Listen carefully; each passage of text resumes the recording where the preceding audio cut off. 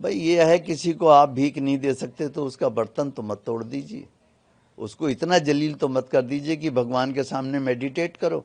फिर इतना ही कह दिया तुमने, कुछ नहीं। आगे तुम मॉरिशस जैसे देश, दूसरे देश में बोल रहे हो जाके कि देश बुलडोजर से नहीं चलेगा।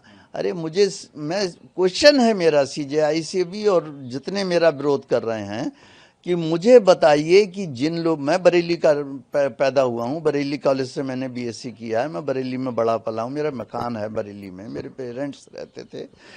मुझे ये बता दो कि जिन लोगों के खिलाफ बुलडोजर चला रहे हैं, उन्होंने सरकार की संपत्तियों पे कब्जे कर रखे हैं, बड़े बड़े महल बना रखे हैं, होटल बना रखे हैं, मैरिज के लॉन बना रखे हैं, उन्होंने, उनके खिलाफ क्या योगी जी जो बुलडोजर चला रहे हैं वो कार्रवाई गलत है? उन्होंने अवैध जमीनों पर कब्जा कर रखा और तुम रोक लगाते जा रहे हो, हाई कोर्ट सुप्रीम कोर्ट वाले। तुम ये नहीं सोच रहे हो कि तुमने हल्द्वानी में जो जमीन रेलवे की, मैं हल्द्वानी भी जा चुका हूँ, मैंने वो झुग्गी झोपड़ियाँ भी देखी हैं। आपने हल्द्वानी के रेलवे लाइन के दोनों तरफ ये पड़े हुए हैं, उस पर 3 साल से रोक लगा कि यही चीज, यही सुप्रीम कोर्ट बैठा हुआ है। बोलिए क्या उनके लिए, जब एक अवैध संपत्ति है तो उस पर काहे की जरूरत है, क्या जरूरत है? आप बाद में वो केस लेके आते हैं, आप उस केस को डिसाइड कीजिए कि भाई ये जमीन इनकी थी, वापस कर दीजिएगा उन्हें।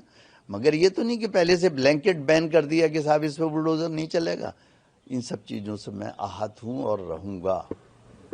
सर, इसके अलावा एक सवाल ये भी है कि सनातन के खिलाफ भी बोलने वालों की संख्या बढ़ती जा रही है, इस पर आपका क्या कहना है?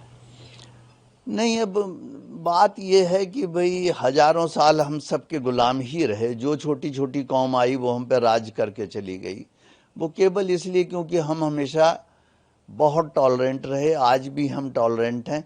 लेकिन जब हमारा अस्तित्व खतरे में है तो मैं चाहता हूं कि सनातनी कोई भी चुप ना बैठे घर में, कुछ ना कुछ जो जिस स्तर पे कर सकता है वो करे। मैं उकसा नहीं रहा हूं, मगर मैं ये जरूर चाहूँगा कि अपने हितों का ध्यान जरूर रखें, हम भी, हमारे पॉलिटिशियंस भी, पुलिस भी, जुडिशरी भी। और वो समझें कि भाई जब 1947 में आज़ाद हुआ था हमारा देश, उस समय 7 मुल्क थे और 7 की जगह आज 57 हैं। हम एक थे, उसमें से भी आधा इधर दे दिया, आधा उधर दे दिया, अब आधा फिर बंटने वाला, फिर हम पे क्या बचेगा? हम कहाँ भागेंगे?